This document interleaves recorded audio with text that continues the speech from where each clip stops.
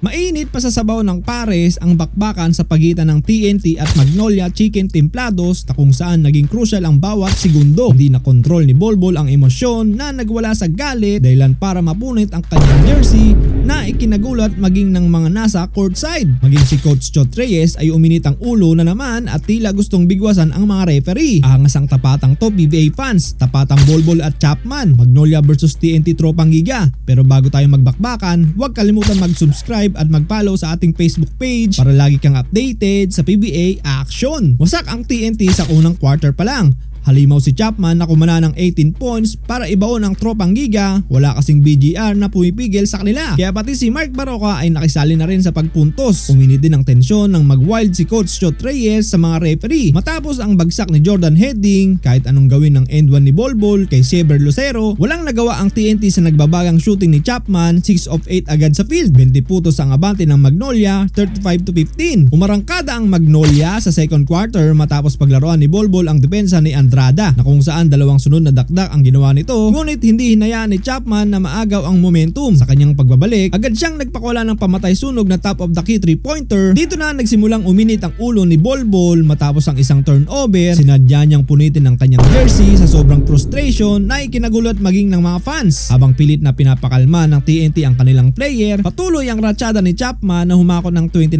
points at 8 rebounds. Sa huling minuto, lalong sumabog ang tensyon ng tawagan ng offensive foul si Bolbol dahilan para magwala sa galit si Coach Chot Reyes na parang rockstar na may kasama pang sigaw. 48-59 baon ang TNT sa pagpasok ng halftime. Mainit ang naging simula ng TNT sa third quarter matapos ratsyadahan ng 8-0 run sa pangunan ni Calvin Optana at Jason Castro. Agad naman na naidikit ng Tropang Giga ang laban sa 48-59 sa tulong na rin ng mga putback dunk ni Bolbol. Gayunpaman, hindi inayaan ni Chapman na maagaw ang momentum nang kumana ito ng driving layup. Bagamat ilang beses binutata at niliparan ni Bolbol si Chapman, hindi natinag ang import ng Magnolia na nakapagtala na ng 36 points dahil sa bench production ni Galindato at crucial na corner triple ni Glenn Cabuntin. Nanganib ang dating 20-point lead ng hotshot matapos itong bumaba sa 2 puntos na lang, 74-72. Pero bago matapos ang quarter, isang dunk ang isinagot ni Chapman na sinundan pa ng 4-point shot ni Javi Gomez Deliano. Nauwi ang tensyon sa isang technical foul para kay Galindato matapos sikuhin si Chapman dahilan para manatili ang bentahe ng Magnolia sa 72-81. Uminit ang tapatan sa payoff period matapos ang back-to-back basket ni Bolbol para maitala ang kanyang 42 points. Sa unang pagkakataon, nabutata si Bolbol na nagresulta sa transition tres ni Chapman. Hindi nagpatinag si Bolbol na siya lang ang gumagawa para sa TNT. Gumanti ng isang end 1 play kay Lucero, ngunit mabilis ang naging sagot ni Lastimosa at Mark Barroca. Dahil sa kakulangan ng suporta sa opensa ng TNT,